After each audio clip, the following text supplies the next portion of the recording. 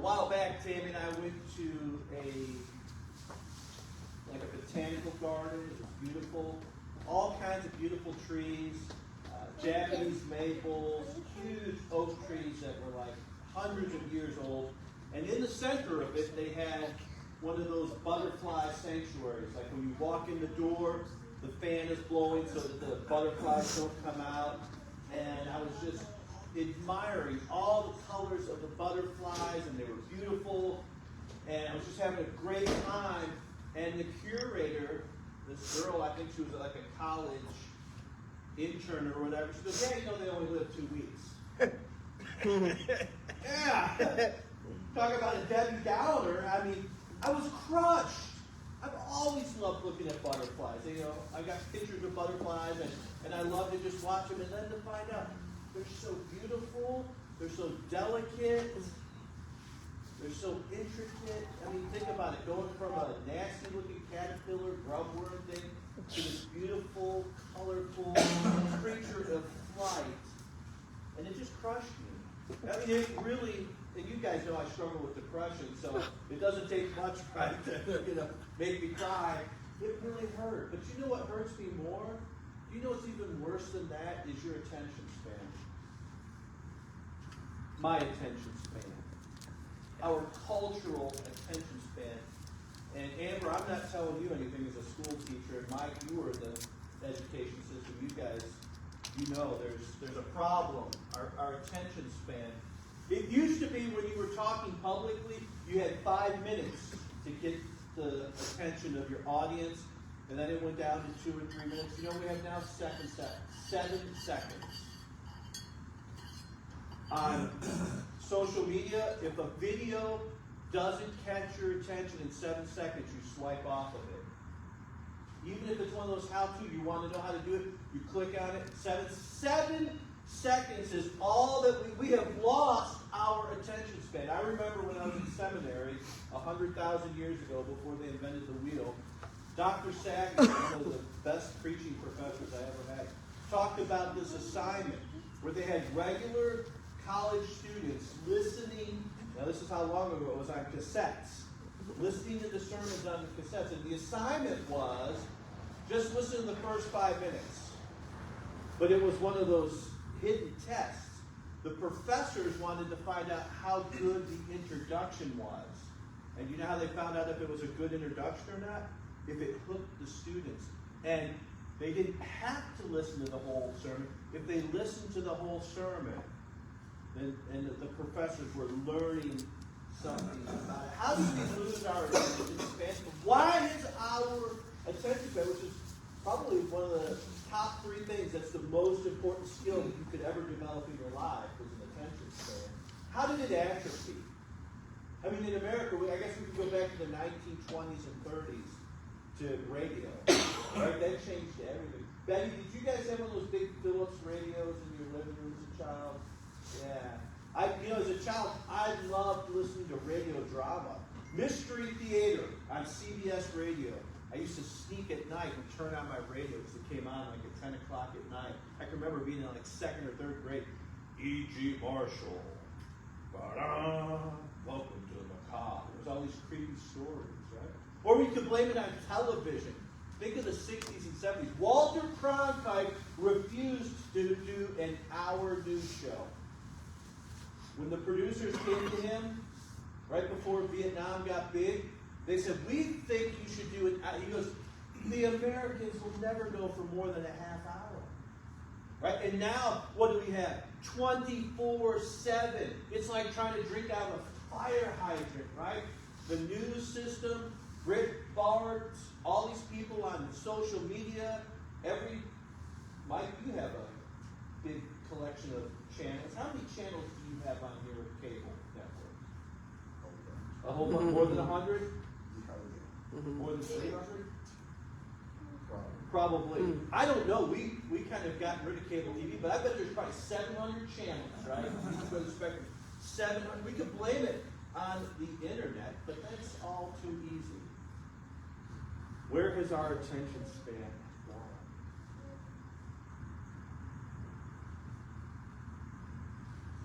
I think culturally speaking, we've changed our priorities. I don't want to embarrass anyone, but who here, don't raise your hand whether you do or not, who's got a library card? Do you know 30 to 45% of Americans never read a single book in a whole year? We can't just sit down and read a book anymore. You know, there's that saying, we're drowning in information, but starving for wisdom or knowledge. Think about that for a moment. Drowning in information is just a cascade. It's endless. What happens when it's been dry all summer and it rains really hard? I mean really hard. The ground is dry, it can't take in the water. What happens? You get what's called flash flooding, right? All that standing water, it's just cascading over and over. Why? Because we've confused information with wisdom. We think the more information we have, the wiser we're going to become. Yet, time out. You all know I am not an anti-intellectual. I am all for growing our minds, right? So let me just make that disclaimer. This is not an attempt for you to become a Luddite, to become an anti-intellectual, to give up on knowledge. No, but we have confused information with wisdom. We've confused, listen to me, the circulation of information with traction. We think the more information that comes at us, the more grasp that we have of the world around us. We have confused devouring information with devotion. We're not devoted to anything anymore. And we've confused, and you can hate on me all you want to. You can be angry with me as I say this. I'm really indifferent. But we have confused raw facts with understanding and application. We've bought into this lie. And there are so many people that are making money off of you because you are swallowing the lie. But it's all free. Well, if it's free, then you're the product. And this cycle that we have found ourselves into, with the 24/7 news cycle, with all of the information just cascading over us, that's not the equivalent of having a context or meaning to it. All this raw data coming at you in a steady stream, just hammering over and over again, is meaningless. And I'll tell you what else too. The doom scrolling, fear mongering, overflow of information is not the equivalent of worthwhile information or meaningful information or actual content. And it's robbing people of their joy. It's robbing people of their meaning. Day after day after day, hour after hour after hour, every spare moment. And we're just scrolling. We're taking in all this negativity because we want to be on top of the curve. We want to be ahead of the curve. We want to know. We want to be informed. We want to know what's going on. And it's crushing the life out of our culture, out of our society, out of our lives. Our addiction to the social media and internet has us prioritizing, listen to me, stimulation. That's all we're craving. Like a 2-year-old that's playing video games. They won't sit down and listen to a nursery rhyme. They don't want you to tell them a story. They just want the more stimulation. And we've become addicted to stimulation over personal transformation. If you don't hear anything else, we prioritize stimulation over personal transformation. I want all this information. I want to know all that's going on. And we have neglected integrity, character, transformation. Overall, we've lost the ability to digest our short attention spans. We have lost the ability to digest and process what is truly valuable, what is truly meaningful, what really matters in life, right? The results. What are the results of our short attention span, our addiction to stimulation, our inability to reflect? What are the results? Massive social anxiety and absolute distrust. Everything is AI. There's a video. Is that real or not? No, it doesn't look real.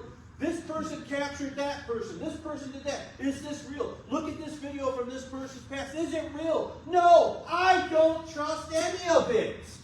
And I'm angry about it. This is where we are. Massive anxiety, massive turmoil in relationships, absolute cocooning from each other, and nobody trusts any source of authority. And if you don't think that matters, you better think again. Why do you think, biblically speaking, respect and submission starts in the home? Because if you can't respect your parents, you won't respect your teachers, and all we do is we prepare a generation for prison and incarceration and troublesome times to their lives. And it begins with an attention span. It all begins with the attention span. Our collective brain trust is like what the guy back in the 1800s, his last name was Nye. He was a journalist, and he wanted to travel across the frontier, which pretty much started at the Mississippi River.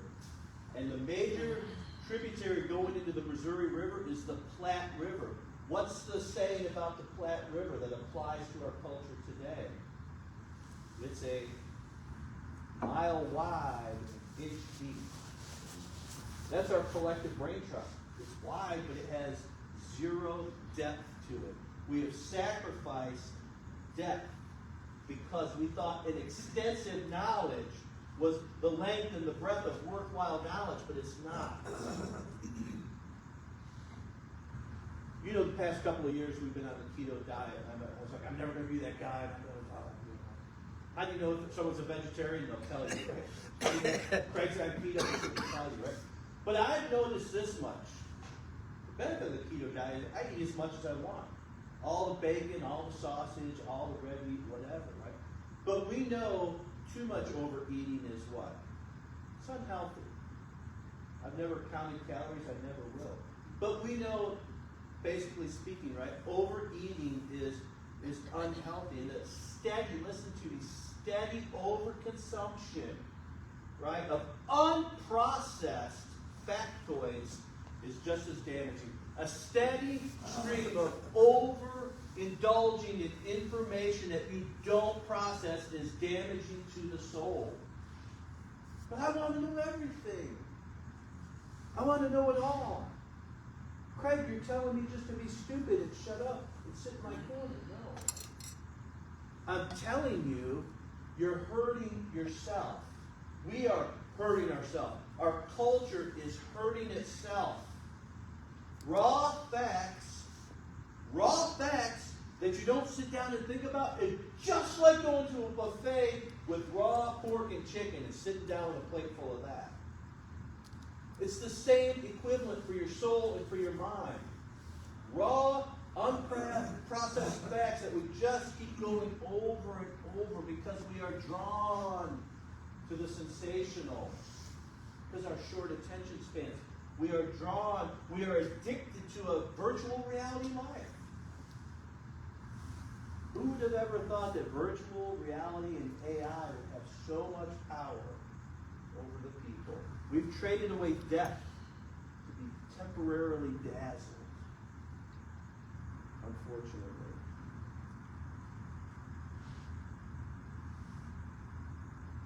We're forfeiting our intellectual integrity by this overwhelming volume, right? It's like a 2-year-old that's hoarding dollar store toys, right? They don't want to give it up. In our quest for more and more knowledge, we're sacrificing our ability to internalize what we are learning, right? Our culture, broadly speaking, we're becoming passive consumers. We're no longer productive conversationalists. We're no longer productive, thoughtful people. All these believers complain about how Hollywood is run by the liberals and the leftists and the people who are wet because we sacrificed it. We just gave it up. We gave the entertainment industry over to other people. And then we sat back and we complained about it. And now we have these multi-billion-dollar social media outlets that are controlling us. So we complain about these people, and yet there we are with a big straw. Right? We're not internalizing anything of what we're learning. We're passive consumers. We're not active participants. And in our efforts to be easily entertained, we sacrifice our attention span. But worse than that, we can't, as a culture, sustain substantial ideas. There used to be a time when people could gather, whether they're at a local library or at the coffee shop or at the Greasy Spoon for breakfast, and they could talk about big ideas. You could really hash it out, and you could have a dialogue. Now, people just want to hear your opinion coming out of their mouth. They want you to agree with them, and they cancel you and shun you and censor you because all of this information is polarizing us. It's causing us to pick sides, but we don't even know what side we're on. We can't even defend the side that we think we're on. I love the man on the street interviews. Tell us what's so great about your candidate. What do they stand for?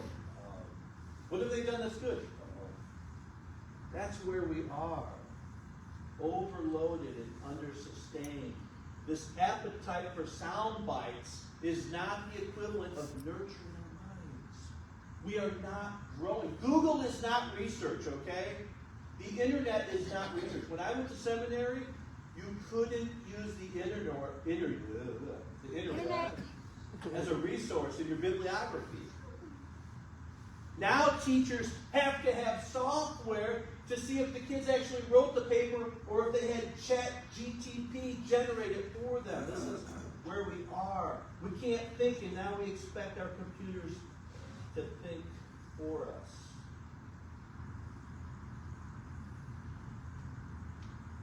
And on top of that, I know I sound like a cranky, angry old man, but I'm upset about this. Yeah.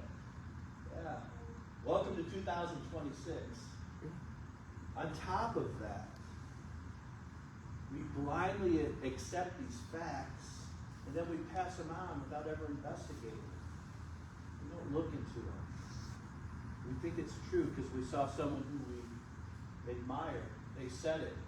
Set of headphones on in front of a microphone from their basement, and they say it. We believe it. Did you know? And whatever this dazzling, tantalizing piece of information is, we spread it around the room. It's not even based in fact. We love what's called confirmation bias. That's the idea where you already have an opinion, so you're going to research on Google things that back up your opinion. And then Google picks up on your algorithm and it starts feeding you what you want to hear. And your opponent is going to feed them what they want to hear because it keeps you in the cycle of the algorithm so that you'll look at more and more commercials, so that you'll buy into more and more of. And then we take how much responsibility for sharing these facts? None. Zero. We don't even say, oh, well, I guess I was wrong. We just jump to the next topic. And guess what? This plight is not new to humanity. I've thought about this before, but I really thought about it this week as I was working on the sermon. All right. The first two humans were Adam and Eve. All right. Pop quiz. All right. The first two humans are Adam and Eve.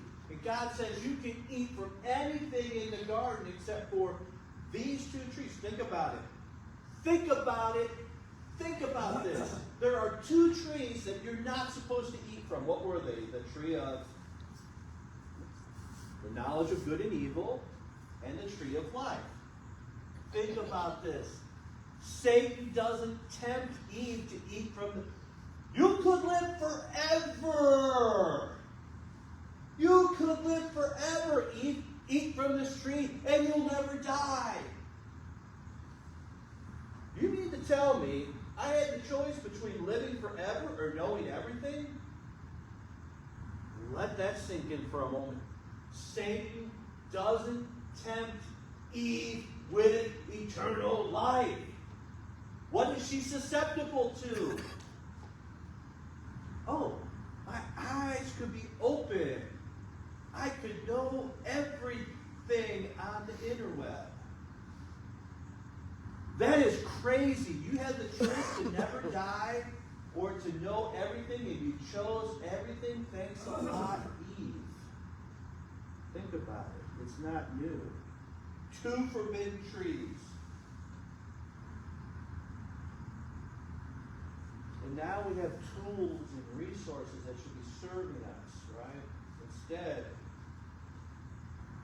the tools that could serve us have enslaved us, become our masters. And that is a sad state of affairs. And you know, I've only been preaching for about 10 minutes, but I bet it feels like 45 minutes.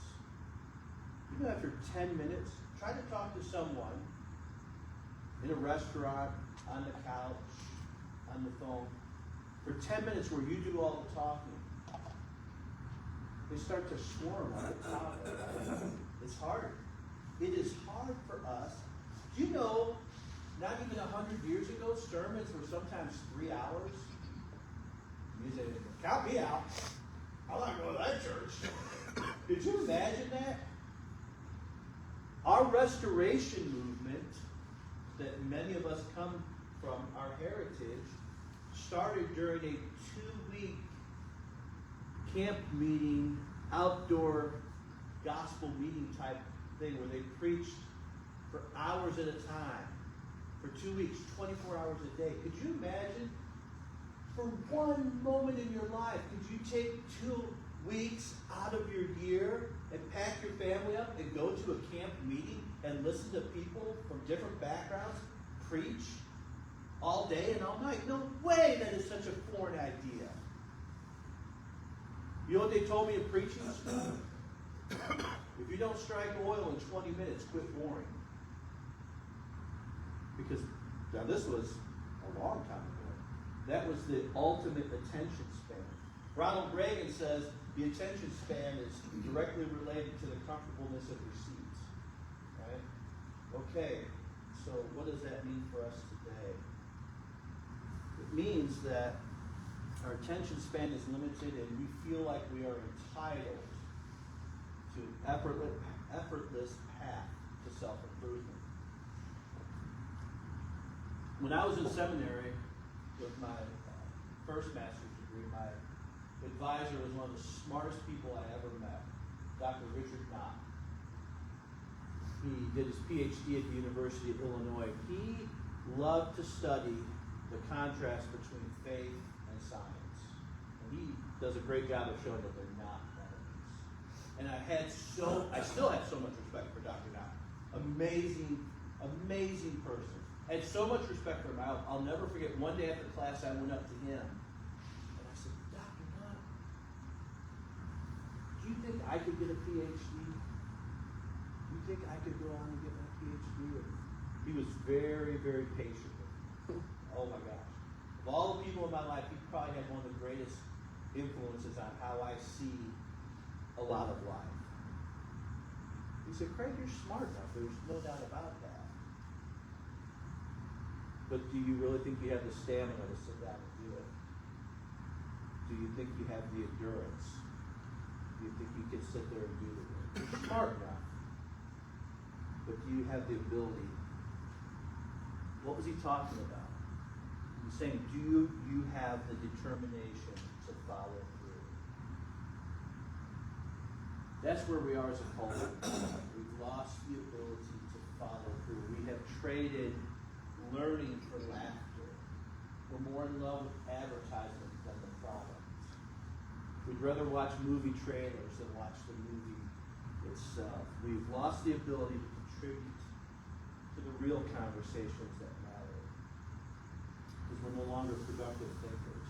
We've traded away good thinking to be consumers of mindless rubbish. What am I really trying to say?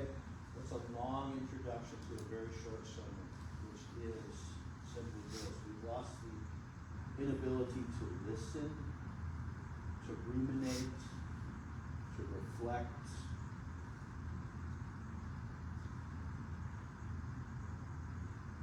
to encounter God. That's the ultimate sacrifice. We have lost the ability to experience and encounter God. What do I mean by that? We don't know how to meditate. Joshua chapter 1, he leads the people into the promised land. The Israelites have been in slavery for 430 years. Moses and Aaron helped the people escape through the Exodus, but Moses doesn't go to the promised land. Aaron doesn't go to the promised land. None of the adults go to the promised land. Joshua and the younger men will lead the Israelite nation. And God speaks to Joshua.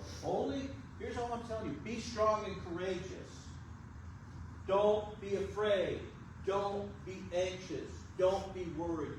Be careful to do according to all of the law that Moses, my servant, commanded you. Do not turn from it to the right hand or the left, that you may have good success wherever you go. Follow my word, and you will succeed in life. This book of the law shall not depart from your mouth, but you shall meditate on it day and night.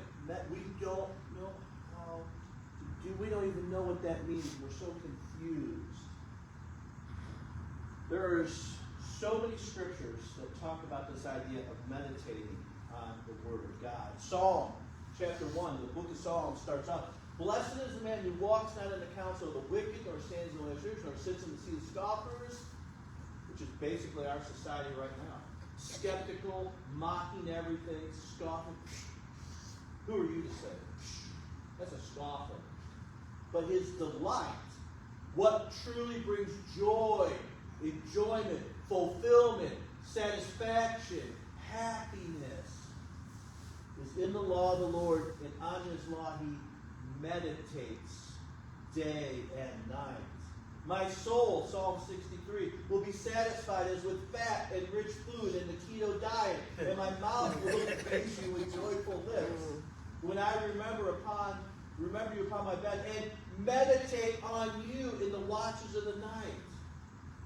Midnight, 3 in the morning, I wake up and I'm meditating on God, meditating on his word. You've been my help, and in the shadow of your wings I sing for joy. My soul clings to you.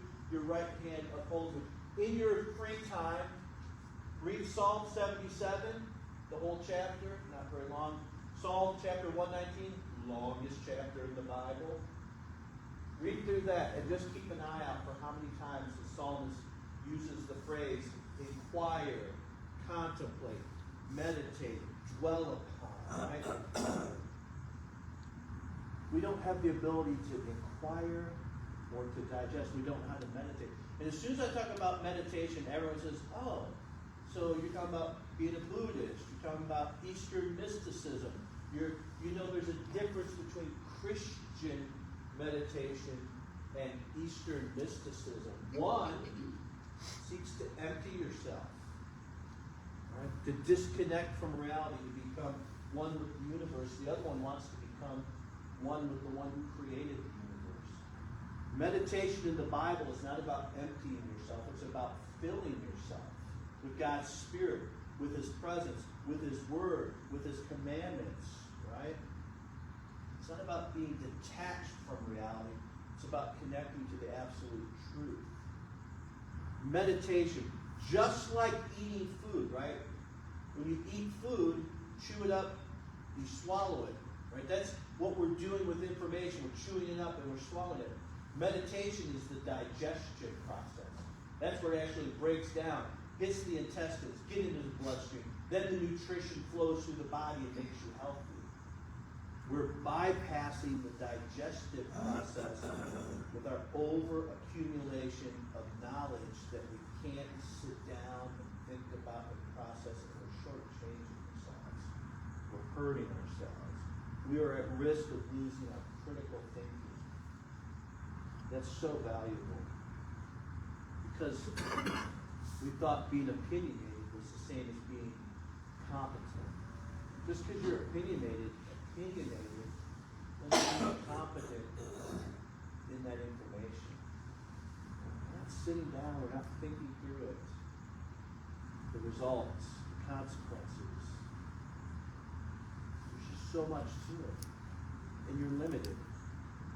You're limited. You don't want to hear that? I don't want to hear that. You're limited.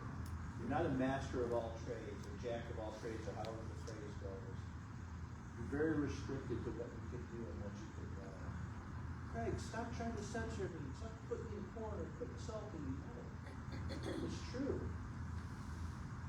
There's only so much that you have time to study and to think about and to have the ability to comprehend it and then apply it to your life. Meditation, one of the most valuable skills. It calls for a good attention span. Without the ability to contemplate, to think long and hard about any idea and process it, all of the benefits from it evaporate. I don't care how much information you're able to take in. If you can't dwell upon it, ponder it, absorb it, it just evaporates. And what good has it done? You've wasted your time. You've frustrated yourself. You've increased your sense of anxiety, and you've maximized your ability to devalue your self-worth. The more information that comes in and the less you comprehend it, the worse you feel about yourself. Oh, man. And you crave for more. It's you know how heroin kills people? You don't overdose from heroin because of a drug. It shuts down your respiratory system. But you develop a tolerance for the drug. And so it takes more to get that euphoric feeling that heroin gives you. And the more you take it, when you fall asleep, your body doesn't remember to breathe, and your heart doesn't remember to beat. That's what kills all these famous people that you see that die from heroin. There are dopamines that pop in your brain, that euphoric feeling, as you get that little taste of new knowledge. But it never becomes enough.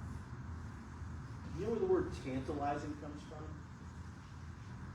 The Greek god Tantalus stood on a bank, and every time he reached for the fruit of the tree, it would back away from him. And every time he bent down to drink the waters of the pond, it receded. It was tantalizing. Just that much.